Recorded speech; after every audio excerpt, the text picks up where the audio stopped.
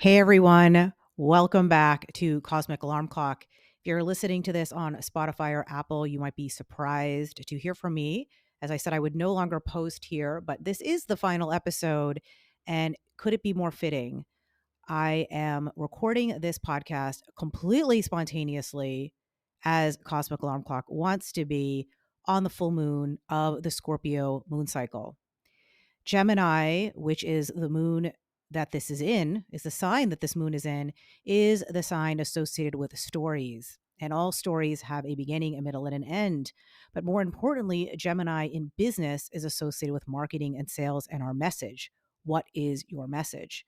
My message from the start of Cosmic Alarm Clock has been be yourself, be unapologetic, be unfiltered, be unafraid, and was a wake up call for the collective. And back and forth during this podcast, I kept changing the theme of the podcast from a wake up call for the collective to awaken your innate wisdom. Because I couldn't figure out what this podcast was. Was it a personal development podcast? Was it a astrology podcast? Was it a commentary podcast? Was it a thought leadership podcast? But it is none of those things and all of those things. But ultimately, the reason is because what was coming through me was a new podcast called The Aligned Alchemist, which is about awakening your innate wisdom and which is for business owners and personal development. And so, in trying to talk about business and trying to talk about the collective, my brain was getting all confused. And I had overwhelmed myself. As you know, if you are into energy and you're into scorpionic energy, you have to close old doors before you can open new ones. And this year, which is a 9-year for me in numerology, has been a time of trying to overlap doors. I've been open doors, I've been closing doors, I'm at capacity, and I'm losing my shit. God, it is so good to swear. My new podcast, I don't swear yet, but I think I'm going to have to because it just feels so much more natural in the way that I communicate. This is a scorpionic cycle. The reason I'm coming on here is because I did a podcast on The Aligned Alchemist. I will link it in the show notes, talking briefly about the Mars and Sun conjunction in Scorpio. Because that is not an astrology podcast and because that is a business focused podcast, I kept it very light. And it felt wrong because it is a major, major astrological event. It happens once every 2 years. The Mars conjuncting with the Sun happens once every 2 years. And Mars has not conjunct Scorpio since 1991. I'd have to check the exact date of that, but that generally happens in the fall, which means it would have happened in fall of 1991. And for me, that is when I started high school. So as someone who's Mars ruled, I'm Scorpio rising, I find that really interesting. Because if you're someone who's type A, which I am, if you're someone who's a high performer, in quotes, based by society standards, which I've been, then you start that journey early in high school. Unless you're someone who's highly connected or have mommy and daddy do stuff for you, you are someone who if you had to earn it, you started earning it in high school because you had to get the good grades to get into the good college, to get into the top MBA program, to get the good jobs, to get blah, blah, blah, blah, blah, blah. Whatever society tells us is, quote, good, right? Which we're all deconditioning from in human design. That doesn't mean don't have money, by the way. That just means if that doesn't speak to you, that's cool. So for me, this is a start of a new cycle in my first house. It's happening in Scorpio. And Scorpio season is powerful anyway. But Mars and Sun conjunction, I chopped off all my hair, literally chopped it all off. Like never had a hair this short in my life. I got rid of old laptops that have like years of degrees and documents and tax returns and old baggage and photos and businesses. Yes, I backed everything up, but you get the idea. And there's this sense of closing out old doors. I'm closing out my prior supplement line this end of this year.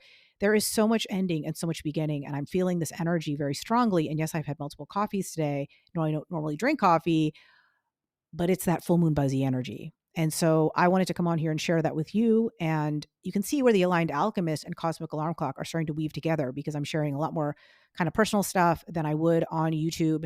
And I'm also just not really editing it much.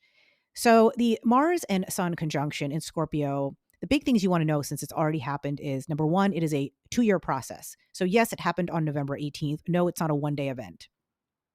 It is a seed planting. It is a conjunction that sets the wheels in motion for the next 2 years when they will conjunct again. Number two, I don't know when the Mars and Sun will conjunct in Scorpio again, but the last time was 1991. So do the math. It's a very long time from now. Number three, the Sun is your purpose, it's your vitality, it's the hero's journey that you take in this lifetime on a macro level. And Mars is the hero's journey that you take on a micro level. It's your life force, it's your yang energy, it's how you carry out your day to day reality. And so the two of them together in the sign of Scorpio, which is death and rebirth, is hugely, hugely powerful. Now, for me, this is happening in my first house. So this is a rebirth of my physical self and how I show up in the world. Depending on where this is happening for you, this might indicate other things. But I can say that that day, not only did I physically chop off all my hair and got rid of old stuff, but I started a hot yoga program. I used to do hot yoga for years when I lived in New York, and I found another place to do it. I've started getting back into lifting. I'm doing stuff that's going to alter the way I show up in the world, but also will alter my physical body. And that felt almost like something that came from outside of me on that day. And so no matter where this is happening for you, this is a conjunction of your vitality, your purpose in life, and your day-to-day reality and your life force. Mars rules two signs. It rules Aries, which is a fire sign, a cardinal fire. I've talked a lot about Aries in this podcast. You know that my YouTube channel, which was the start of, I believe was around before Cosmic Alarm Clock. It might have come around the Cosmic Alarm Clock time. I started that the day Jupiter went into Aries, which is a cardinal fire sign. It is a sign associated with the creator. The day that Jupiter went into Taurus, which is about solidifying what you've done, I started The Aligned Alchemist, which is going to be my podcast. And I was trying to kind of do both of these podcasts at the same time, and it's not really working. I've slowly started to get them up on YouTube. They are actually all programmed to go up and they'll roll out. I would roll them all out on the same day, but the algorithm, that scares the algorithm. So I'm not going to do that. And it's going to F up my channel. So moving forward, the Success in Spirit channel will be my Aligned Alchemist podcast, and it will be any other additional foundational materials that I put on there for human design. Example, I've got a couple of videos I got to drop on what's a generator, what's a manifesting generator, what's a reflector, what's a projector. You get it. Stuff that might be useful for my podcast listeners and foundational, but not necessarily stuff I want to cover in a podcast. And the Aligned Alchemist will go up on there. It will be a video podcast. It will also be a combination of a solo and guest podcast. So that's all coming.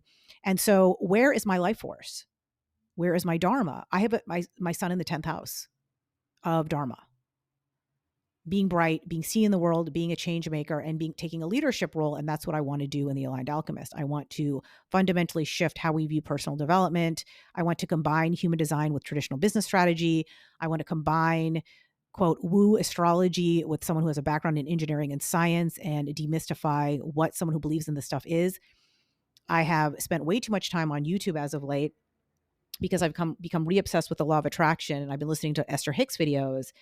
And unfortunately, I've also been served up a lot of garbage personal development stuff, and have been served up a lot of people who are just so passionate about science, so quick to downplay anything that has to do with astrology or energy or, quote, woo.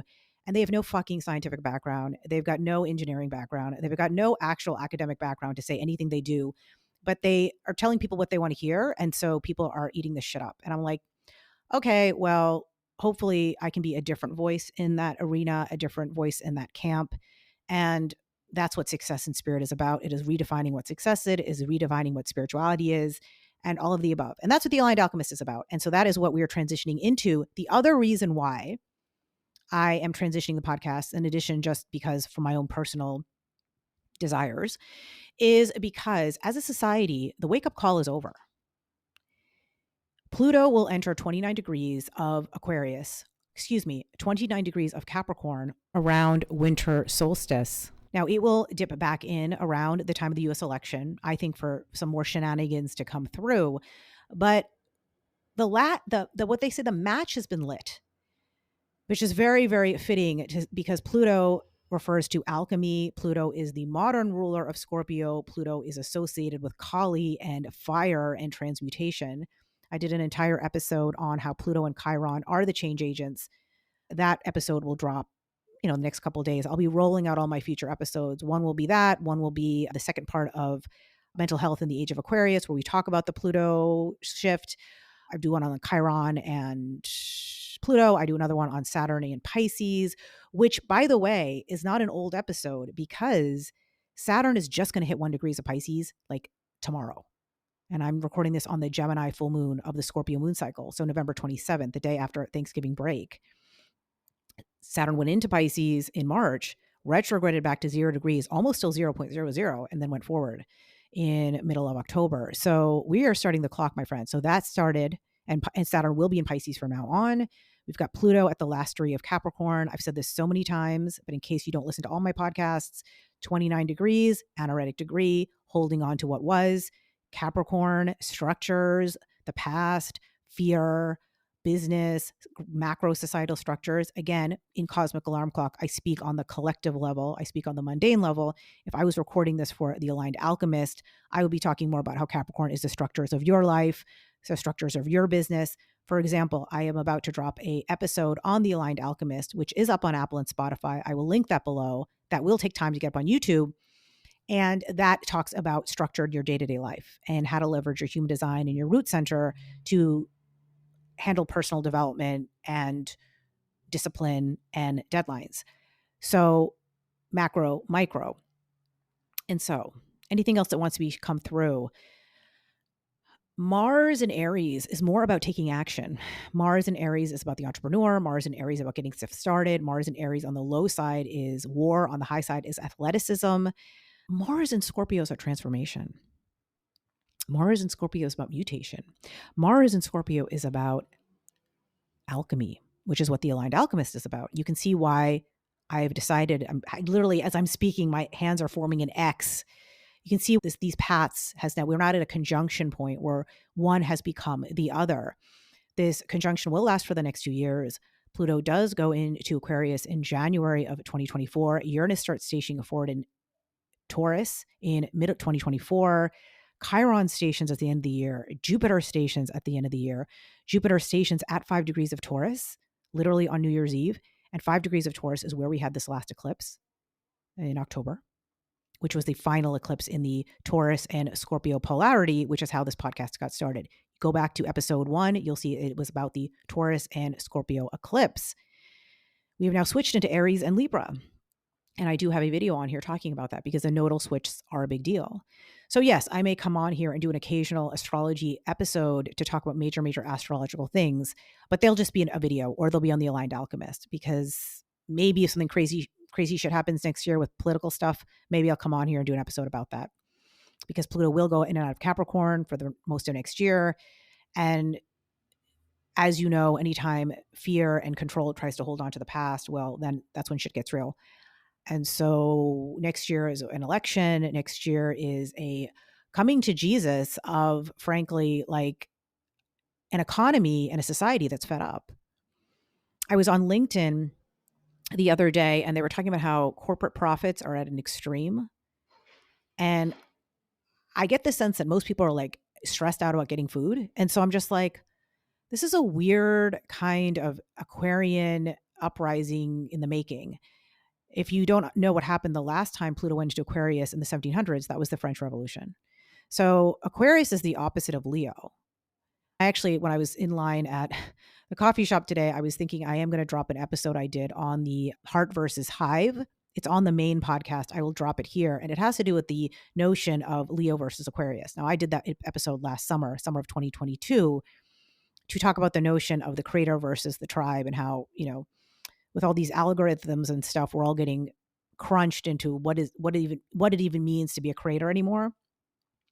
But on a mundane level, Leo is the king and the queen, the dictatorship, and Aquarius is the masses and a flat hierarchy, which the internet has done.